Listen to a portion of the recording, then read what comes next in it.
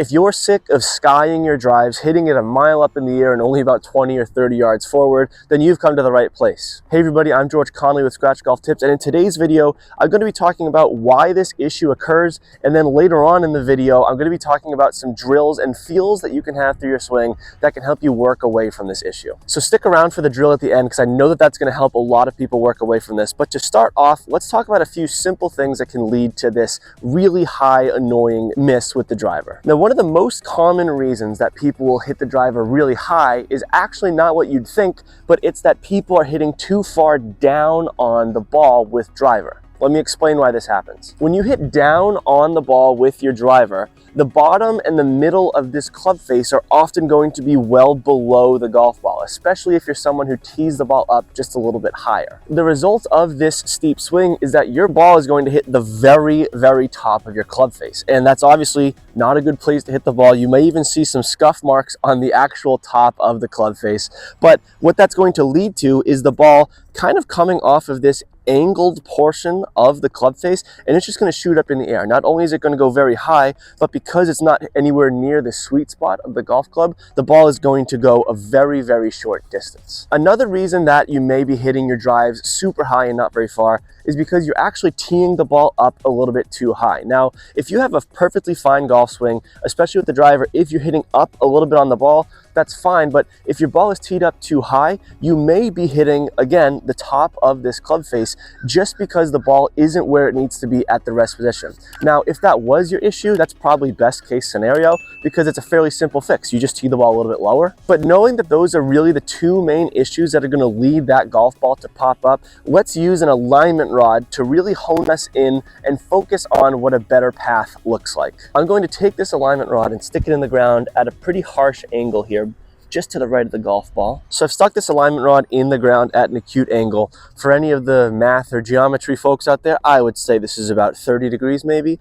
But what this is going to be doing is it's going to be showing us two things. One, it's going to be a visual reminder of how we want the club to be going up through the ball. This is with driver. Do not be doing this with irons, trust me. And another reminder it's going to give us is actually something that we can do in our setup, which is change the alignment of our shoulders in accordance with what club we're hitting, in this case, the driver. Now, before we step into the ball and utilize this alignment rod to help us out with the golf swing, I'm also going to be teeing up this ball really, really low. And this is intentional because, like I've said before, when we're working on a swing and there's an issue in it, we want to really go to the polar opposite side of that issue. So we're going to want to hit the ball really low. And then from there, once we're comfortable hitting this ball a little bit lower, work your way up. And this is only with the tee height. Work your way up that tee height. And then once you start getting that really ideal ball flight, then work ahead with that. So I have this ball teed very low for the driver. Now, when I step up to the ball, a lot of people who have this issue of hitting the ball too high, they're going to basically approach this like an iron shot. They're going to have their weight on this left side. They're going to have their shoulder line a little bit pointed downward or even neutral. Both of those are going to result in hitting down with the driver. So I'm going to want to work on having this weight feel just a little bit more in the center. Again, if we're trying to exaggerate things, maybe you want to feel it 60-40 with 60 on the trail leg. That being said, get your weight, get your grip on the golf club, and then looking at this upward line, try and match your shoulders to it. Again, if you're exaggerating and it feels uncomfortable, that's perfectly fine. You're never going to go through any swing changes or any meaningful improvement in your golf game without feeling uncomfortable. So I'm going to step up to the ball, get my club face down, and now I have two checkpoints. One, center my weight a little bit. This has nothing to do with my upper body. Just center my weight. Feel athletic in the center. Maybe even feel a little bit of it on this right leg. And then I'm going to look at my alignment rod and I'm going to drop my right shoulder down towards my right hip. Now, I don't want you doing anything goofy like this, but really feel it exaggerated a little bit stepping up to this shot. Now that we have weight centered or a little bit on the right side and this shoulder line down, it's almost impossible to hit down on the golf ball. So just work on this, work on a nice slow takeaway and then slow up through the ball. We want this club starting low and just slightly building up and getting through the golf ball. And again, like with any other swing change, start nice and slow. Don't be swinging too fast through these first couple. Work on that weight, work on the shoulder line, and just nice and slow, even a half swing, but go up through the ball.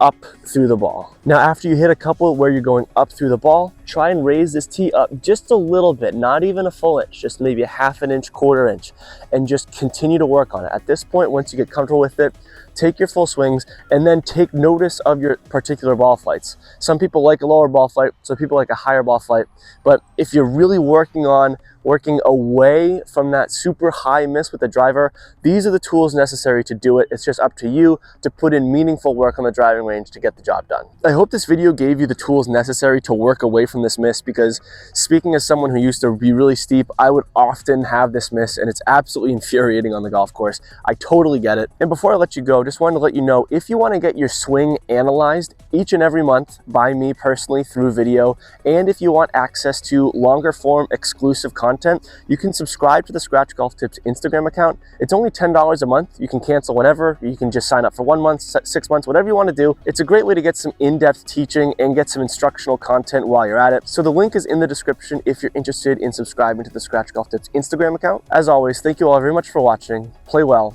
and take care.